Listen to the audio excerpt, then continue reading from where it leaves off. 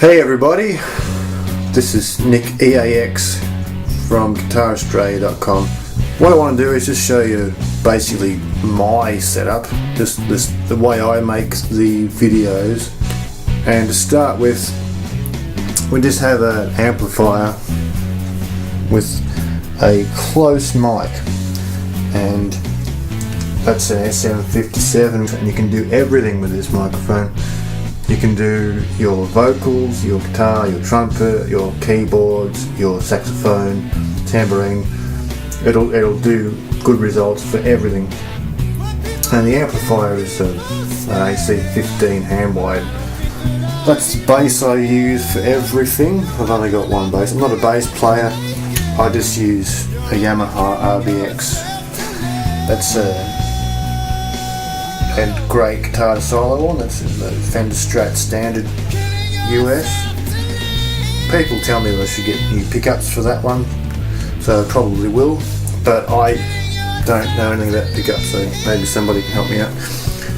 There's some of the effects that I use. I'm not really a big effects user. I like things that enhance the gear I've got, so when I wanted to get a delay, I didn't want to get a digital, well, I mean, everybody uses digital delays, so these days I wanted a pure analog delay, and this one's pretty good. It's the Electro Harmonix Memory Man, Deluxe Memory Man, and it's got a bit of warmth to it. There's no digital processing in there. That was something I didn't want. Then some other pedals, I got the Big Muff Pi. I'd say it's a cross between a fuzz and overdrive. And also I've got a 70 fuzz from Fulltone, which is, it's a pure fuzz. It's a really pure fuzz sound. It's not overdrive or distortion. It really is a fuzz, and they've taken great care to make sure that it's authentic to the early 70s fuzz. And apparently, I don't believe all the marketing hype, but apparently it's close to the fuzz that Hendrix used at the 1970 Isle of Wight concert, and I've really heard that Marshmallowy fold back on itself kind of fuzz using this pedal. And Coral Flange is just a good chorus pedal from Fulltone. And there's also a DS1 distortion there, which it looks like it's a bit left out, but it does get used a lot. It's good. It's not a. I'd use this pedal as a overdrive more than I would as a distortion, because if you use this with the volume on your guitar, you can get some really hard-edged overdrive sounds. It's really a volume booster that clips itself. That's what a distortion does, but I think of the DS1 as a overdrive pedal with the really hard edge. There's some keyboards I use. I don't use the computers over the back there for recording. I used to, but I don't anymore. I use the Yamaha AW1600 for all my audio recording because it's good quality. It starts up in 2 seconds and it never crashes. Now, I know people can use computers and not have any crashes, but I had some bad experiences, and I just like using for what I do, this is good. I don't need to edit a lot of things or anything, and it's got some really good effects built in. It's got SPX effects built into it, which are good, I think. I just have these are cheapo KRK monitors, but they're good enough for home use. They're not going to give you professional results. And that's just another keyboard. That's Dave Smith keyboard. That's what I use for all my drums, and I just play them on the pads. I don't program the drums. I just play them live because I'm too lazy to do a sequence of them and fix up the sequence.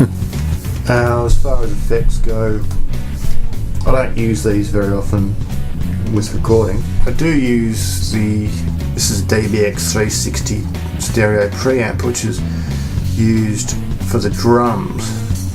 And what I do to get the drum sound is I really drive this to clip very hard on the inputs, and then I use the I don't know if that's going to show up, but I use the Type 2 shape on the output, and this really, I don't know what it is, but this preamp, this goes digitally to the AW600. So there's a digital lead going to the SDPIF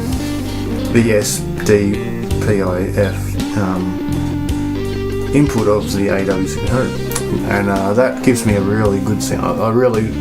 I just thrash the hell out of this, and then I send the regulated signal to the Yamaha. And there's a compressor there. Like I mainly use the compressor for recording vocals, but it's not a very transparent compressor. It's not. You can tell when it's being used.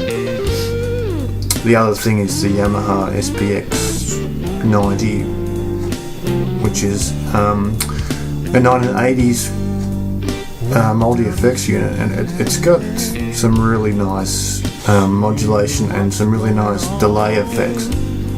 I don't know, there's something about it. It's got a nice warmth to it. They did something right with that one. If you can find one of those, they're about $100. Get one of those, they're really nice. And this is a good buy. If you can find one of these, which you probably can, they're not rare and they're very cheap. It's the Marshall JMP1. It's a preamp. It's a full-fledged preamp guitar amplifier, but it has MIDI presets. And what you have to do with this one is send this one to your amplifier power amp, which is your effects return. So something you do is on your guitar amp, if it has an effects return, that is really just the input to the power amp. The effects send is the output from the preamp. So what you do with one of these is plug your guitar into the input, plug the output into the input of your effects return, and you have some quite nice Marshall amplifiers here. And these are real Marshall amplifiers. There's nothing fake. There's no DSP involved here. It's got real valves, and it's good for coming up with good sound. Anyway, I hope people enjoyed this short demonstration of my setup. I hope you'll watch my future demonstration videos, and I hope I'm showing you some things that you want to learn.